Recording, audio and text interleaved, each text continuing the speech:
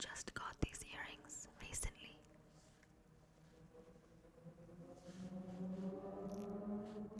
A gift to myself.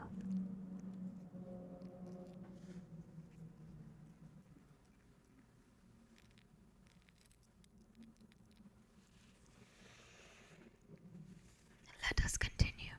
The Preludes.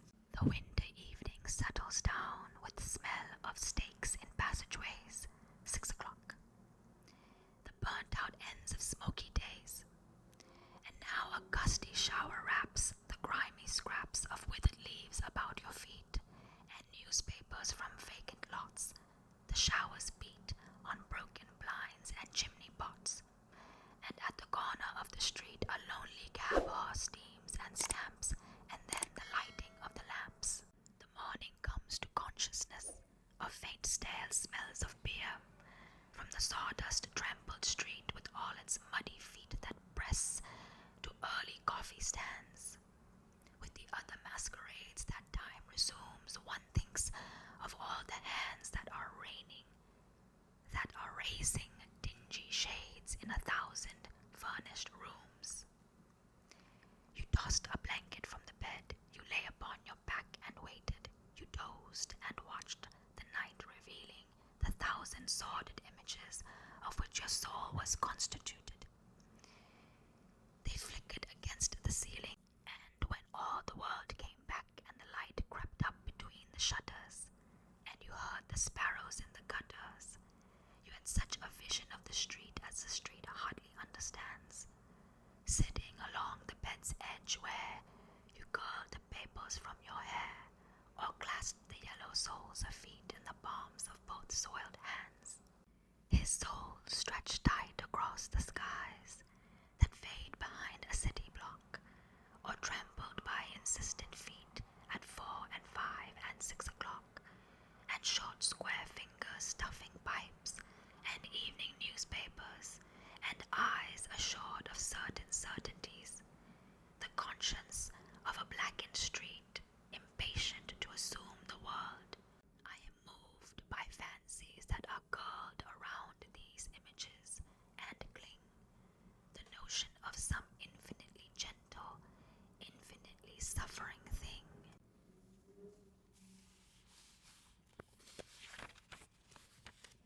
Wipe your hand across your mouth and laugh. The worlds revolve like ancient women gathering fuel in vacant lots.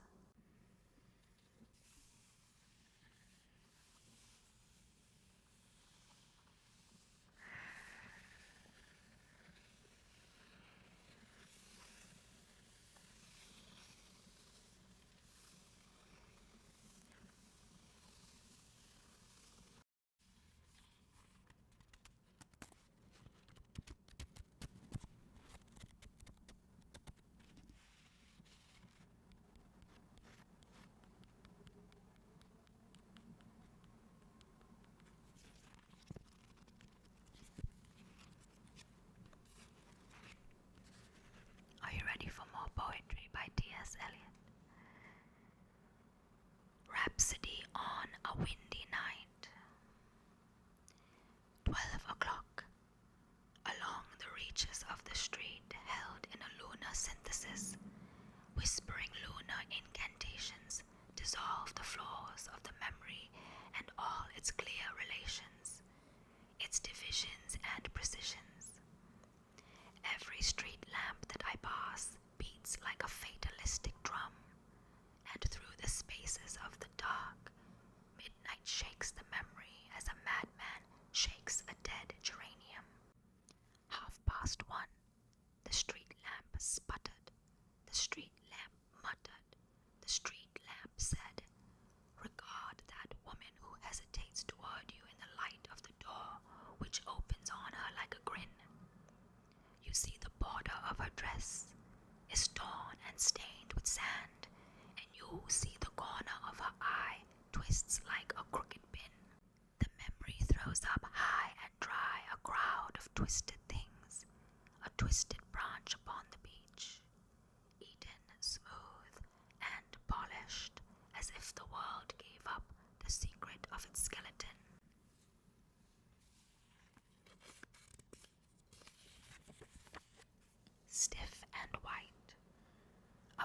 spring in a factory yard, rust that clings to the form that the strength has left, hard and curled and ready to snap. 2:30. The street lamp said, "Remark the cat which flattens itself in the gutter, slips out its tongue and devours a morsel of rancid butter." So the hand of the child automatic slipped out and pocketed a toy that was running along the quay. I could see nothing behind the child's eye. I have seen eyes in the street trying to peer through lighted shutters, and a crab one afternoon in a pool, an old crab with barnacles on his back, gripped the end of a stick which I held him. 3:30. The lamp sputtered, the lamp muttered in the dark, the lamp hummed. "Regard the moon. La lune ne gade occhiuni rancune." She winks a feeble eye. She smiles into corners. She smooths the hair of the grass. The moon has lost her memory. A washed-out small box cracks her face. Her hand twists a paper rose that smells of dust and old cologne. She is alone. With all the old nocturnal smells that cross and cross across her brain, the reminiscence comes of sunless dry geraniums and dust in crevices, smells of chestnuts in the streets and female smells in shuttered rooms, and cigarettes in corridors and cocktail smells in bars. The lamp said, 4:00. Here is the number on the door. Memory. You have the key. The little lamp spreads a ring on the stair. Mount. The bed is open. The toothbrush hangs on the wall. Put your shoes at the door. Sleep. Prepare for life. The last twist of the knife.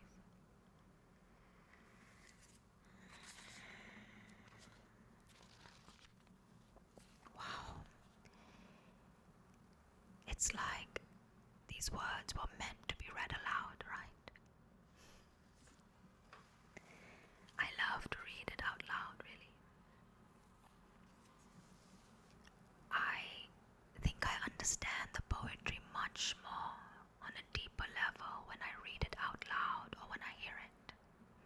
Do you agree? Tell me in the comments, and let me know if you want me to read from a certain poet that's in the public domain. We're still in the poems from 1917 by T.S. Eliot.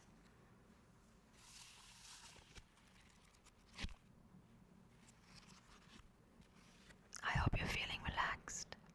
I sure am. Morning at the window. They are rattling breakfast plates in basement kitchens, and along the trampled edges of the street I am aware of the damp souls of housemaids sprouting despondently at area gates. The brown waves of fog toss up to me, twisted faces from the bottom of the street, and tear from a passerby with muddy skirts, an aimless smile that hovers in the air and vanishes along the level of the roofs. A quick one. The Boston Evening Transcript. The readers of the Boston Evening Transcript sway in the wind like a field of ripe corn. When evening quickens faintly in the street, wakening the appetites of life in some, and to others bringing the Boston Evening Transcript, I mount the steps and ring the bell, turning wearily as one would turn to nod goodbye to La Rochefoucauld. If the streets were time, and he at the end of the street, and I say, "Cousin Harriet, here is the Boston Evening Transcript." Aunt Helen. Miss Helen Slingsby was my maiden aunt, and lived in a small house near a fashionable square, cared for by servants to the number of 4. Now, when she died, there was silence in heaven, and silence at her end of the street. The shutters were drawn, and the undertaker wiped his feet. He was aware that this sort of thing had occurred before.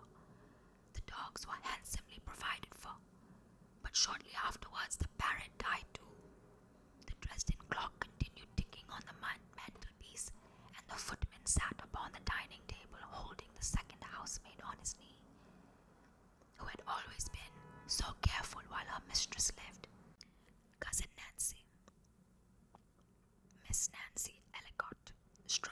across the hills and broke them, rode across the hills and broke them, the barren New England hills, riding to hounds over the cow pasture.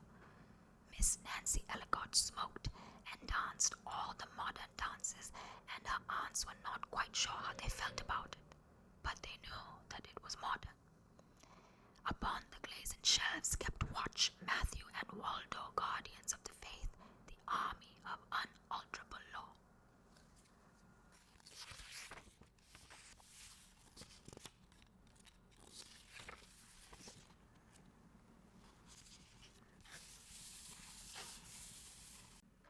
Mr.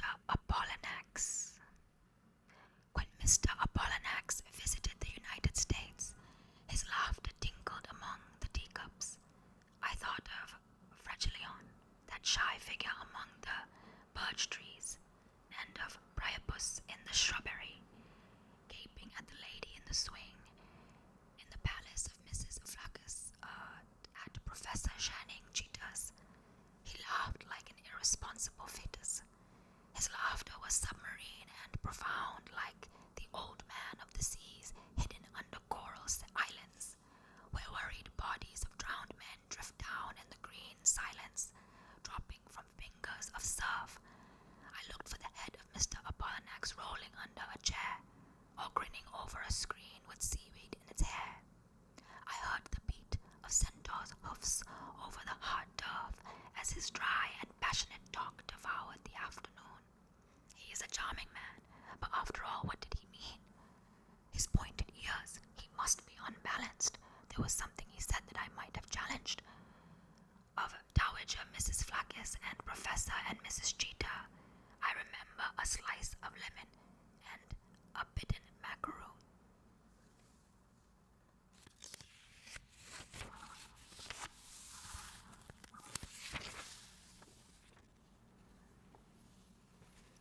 Hysteria. As she laughed, I was aware of becoming involved in her laughter and being part of it, until her teeth were only accidental stars with a talent for squad drill. I was drawn in by short gasps, inhaled at each momentary recovery, lost finally in the dark caverns of her throat, bruised by the ripple of unseen muscles.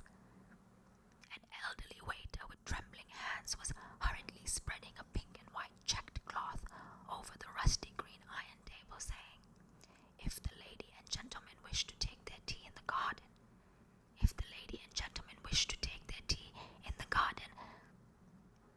I decided that if the shaking of her breasts could be stopped, some of the fragments of the afternoon might be collected, and I concentrated my attention with careful subtlety to this end.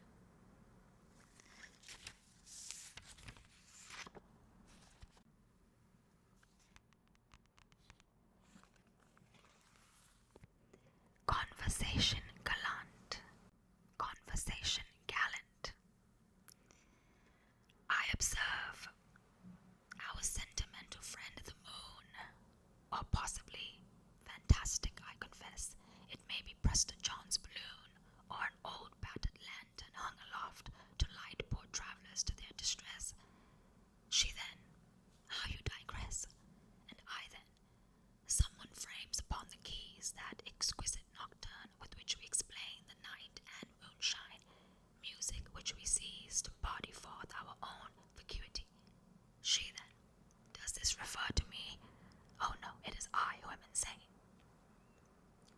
You, madam, are the eternal humorist, the eternal enemy of the absolute, giving our vagrant moods the slightest twist, with your air indifferent and imperious, at a stroke our mad poetics to confute. And are we then so serious?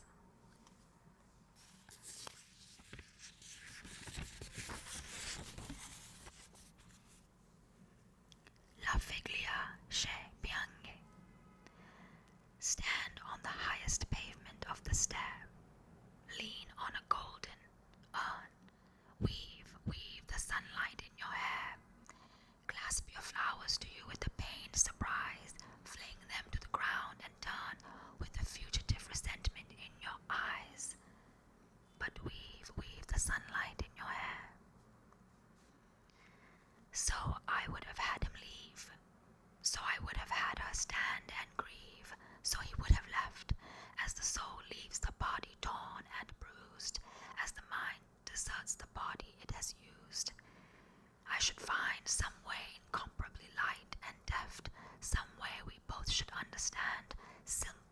and faithless as a smile and shake of the hand.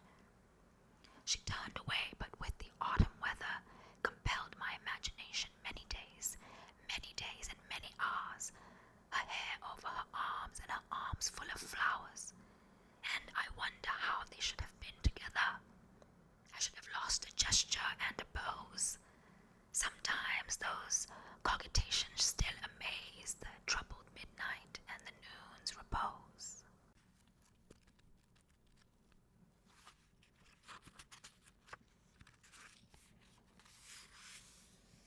Those were the poems from 1917.